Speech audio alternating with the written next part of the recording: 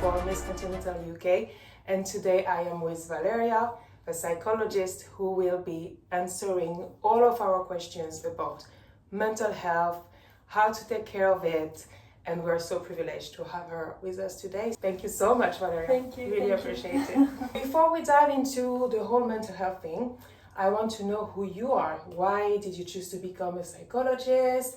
And to know a little bit of your background story, your journey. Right. I'm really passionate about mental health and psychology. It's been a journey. I actually have 3 master's degrees, and my last one is in psychology because I was trying to find a job that I would be passionate about. And yeah, I come from a really troublesome, difficult background. As a lot of psychologists, I experienced some forms of abuse and discrimination and mental health myself in the family, and psychology was an answer to pretty much everything. I never regret about choosing this profession. And because I have lived experience of mental health and of injustices, I can really relate to people who come to me for help, because I really can understand where all the problems are coming from and how to better tackle them.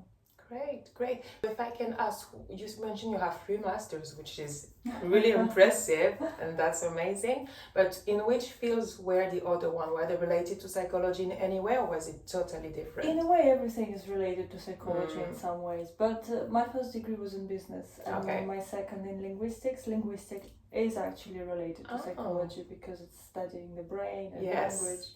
That's so interesting, because I also studied languages, so I was like, wow, that's really interesting. That's really interesting what you say about language and linguistics being tied to psychology, especially with there's this language like neuro-linguistic languages and the words that we use to feed our inner dialogue. It's really tied actually. So I love that you have this pluridisciplinary approach. That's amazing. For how long have you been a psychologist? About 4 years now. Okay. Not that long, but I actually, on my website I say I've been preparing for this job my entire life. Because your personal struggles also count as experience. You're reading about the subject. It expands. Amazing. What is mental health? Because that's a word we hear a lot, but not everyone is able to give a great definition of it. What is it to you? I was doing my thesis about well-being and how to thrive under pressure. The way I would describe mental health is it's a way to world, because the world can be. It is. That's really interesting. When people come to you, what are the most common illnesses or thematic that you see? Is it all about, I don't know, schizophrenia, or is it mostly about anxiety? I don't want to put words in your mouth, but what is the type of thematic, the theme for the reason why they come and see you? That's a very good question. Actually, in psychology, you can specialize in different things, right? But I was lucky enough that my first job in psychology was in crisis center, and it's really the most acute crisis that people would come in. And I could really see that a lot of times people come because they do not have social healthy network to support them. A lot of the time, somehow people end up being in crisis because they're unhappy with their relationships, whether it's family they were born into or family they created later. Because they don't have sufficient support, they end up suffering and being in crisis and not understanding why life can be so difficult and so challenging. That's pretty much my understanding. Another understanding is, I would say the majority of people who come to us are neurodiverse people, and neurodiversity is diversity. Traditionally, people would be diagnosed with all sorts of mental health problems, but now our understanding grows, and we actually understand that problems are actually the way people adapt. It's natural adaptation to abuse and to trauma. Right? So when we experience abuse and trauma, we start adapting, and sometimes these adaptation mechanisms are not necessarily helping. That's why people end up developing what's considered mental health problems, right? But everything can be managed and can be really turned around. I personally, and the more I actually speak to professionals in the field, we come to understand that this is just an issue of managing and processing your trauma and your experiences and moving on with life, becoming only stronger, learning from your experiences, becoming wiser. And people need support and help in getting there, in actually learning healthy ways of coping. In what you said, there's two main things that I got out of it. First one, which is a big one, especially in cities like London, which is social network. How can you explain that a lot of people have, let's say, dysfunctioning families or dysfunctioning social circles, and that we also have this loneliness issue in the city and in most big cities in the world? Is a little bit paradoxal because there's so many people. How can we be lonely, or how can we not have the support that we need when there's just so many of us? It should be actually easier, if anything. The way I see it is culture. Culture, and there's been lots of books written about that culture is responsible for a lot of mental health problems and loneliness. A lot of problems can be fixed through better culture.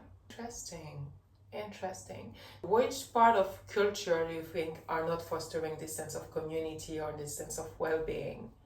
People are more supposed to look after themselves. There is a lot of coaches online, lots of books written about how to be alone and be happy. You should be able to be alone and be happy, but that's not the ultimate happiness, is it? I love this perspective. It's really interesting. In other words, aren't we pushing it a bit too far, this whole independence or individual being happy as an individual concept? Are we pushing it to the limit, to the point where actually we are suffering from all of this? There is something wrong from a cultural point of view, because everybody is expected to do amazingly well by themselves. But if you look at the reality, people who are doing well, they actually have advantage. That's why they can thrive and they can do well. It's either healthy family, mostly everything comes from family, or even healthy culture, where they're coming from with wise values, they're teaching them the right things, right? And when somebody struggles because they're neurodiverse, they're different, people often end up judging them, not understanding them, criticizing them for who they are, for their authenticity, right? And then they end up being disadvantaged and struggling, and there's little compassion.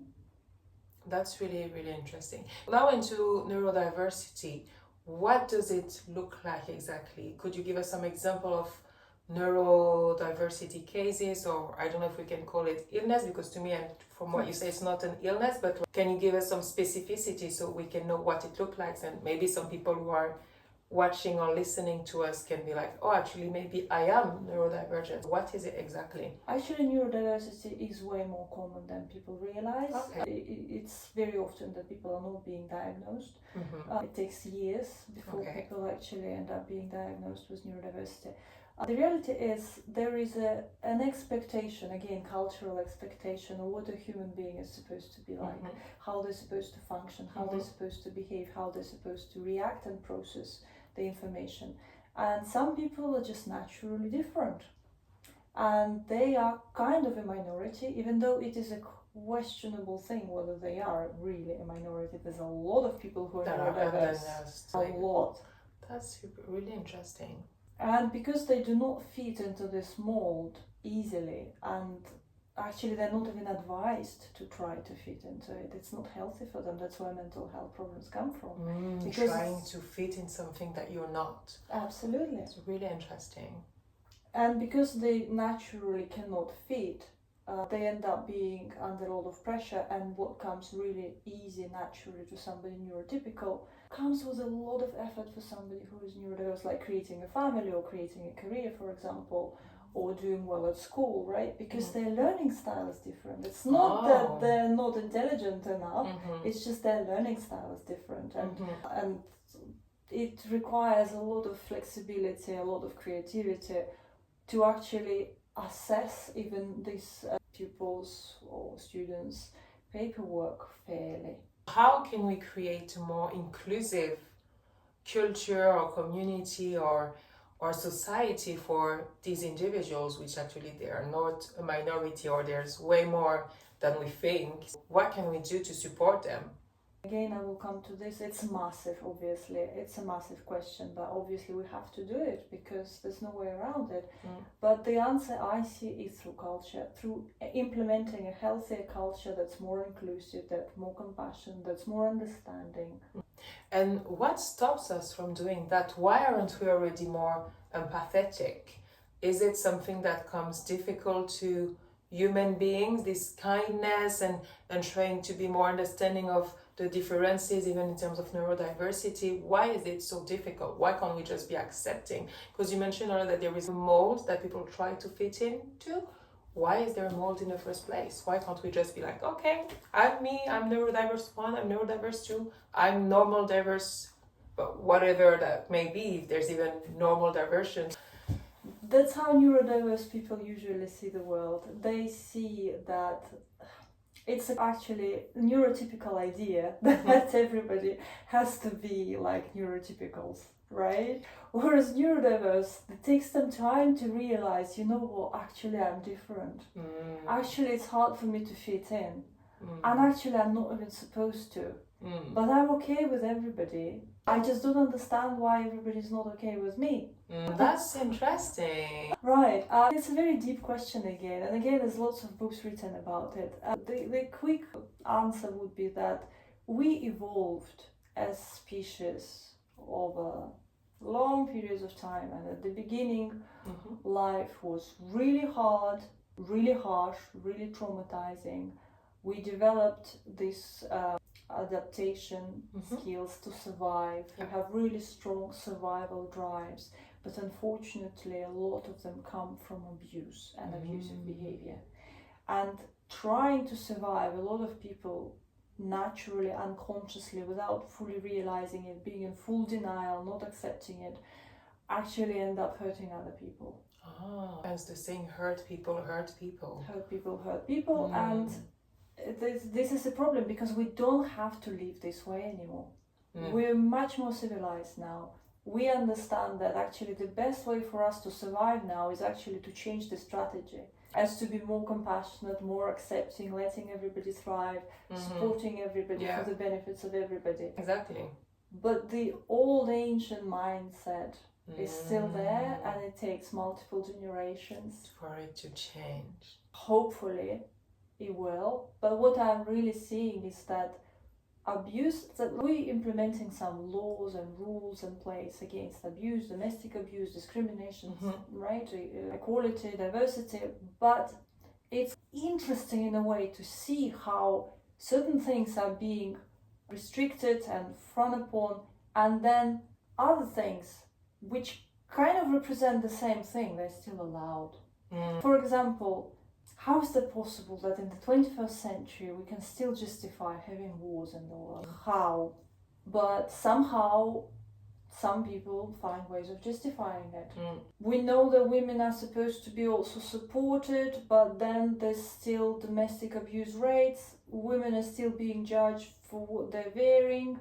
Sometimes they find it hard to get protection. We kind of know we know everything already, but then the reality as well is that what we're talking about is extremely complex. It is. And a lot of people, they don't have the expertise in the field to make sense of what's going on correctly. So we're not equipped to make sense of it, and also maybe the large population is not ready to receive this message of being more accepting and all of that, because you mentioned neurotypical people would see the world in a certain way and they would expect everyone to fit that mold. It requires an extra work for them, and maybe they don't see the benefit of doing that work as well. Why would I change my way of seeing the world? Why would I have to be more accepting to other people? Because we know, you can confirm that, we know that humans are quite self-interest focused, and I think, well, why I'm more understanding of neurodivergent people, but what does it get me? What does it change for me? So it's a bit of a tricky situation to be in. That's what I often hear, by the way. I really often hear that if everything is like you're saying, how do we change the world to become a better place, and is it actually worth it? And people often feel confused, but the reality is, to change the world you don't need to do much. You just need to make sure that there is no abuse happening at any given time. But abuse is a very, very, very confusing concept, and you really have to specialize in it in order to fully understand who is the victim, who is the abuser, how to reach a fair decision, how to have fair judgment about the situation. Because the reality about abuse is that there's a lot of denial, and in a lot of times culturally we're kind of primed to support the abuser rather than the victim, even if we don't want it. I personally see that abuse is no. And a lot of people really need to learn to identify, to be aware of it, and to really stand for human rights. And obviously we also need to make sure that professionals are doing the right thing as well, because I heard a lot of stories and lots of books are saying that sometimes people who are supposed to protect us are not necessarily doing the best thing, like police, judges. These people have to be super trained. These people have to be super qualified, because even if they sometimes don't do the right things, what do we expect from the rest of the population? From the rest of the people. You mentioned abuse. How can we stand up against abuse? How do we come and say stop? If someone is facing a situation of abuse, maybe it can be at school with bullying, maybe it can even be in a relationship, a romantic relationship, or whatever setting, how can someone stand up for themselves? That's the thing. That's the most challenging bit, because everybody who try to stand up for themselves, they realize that if you don't have social support network, if you are not from the right background, it can be extremely challenging for you to actually get protection, to be heard, to not to get re-traumatized. Because a lot of times when you're trying to stand up for yourself, when you're seeking for help and you're not getting help, you get traumatized again. It adds another trauma on top. That's very interesting. We talked about mostly larger ideas about mental health and social issues, like things that we can do on a social scale, but what can we do at an individual scale? Oh, sorry, one more thing about modeling, because you mentioned earlier modeling, and I really want us to touch about body image, physical image, especially because most of the audience, I believe, would be women, especially also in this context of me participating in a pageant. Is that something you see a lot in your cabinet, or is that something you see a lot in the society around, that there's a lot of pressure on women to look a certain way, to be a certain way, and how can we tackle that? Again, it's a cultural thing, isn't it? Yeah. A lot of trauma comes from culture and certain things in culture which could be improved. Yes, it's a very massive thing for modeling in particular.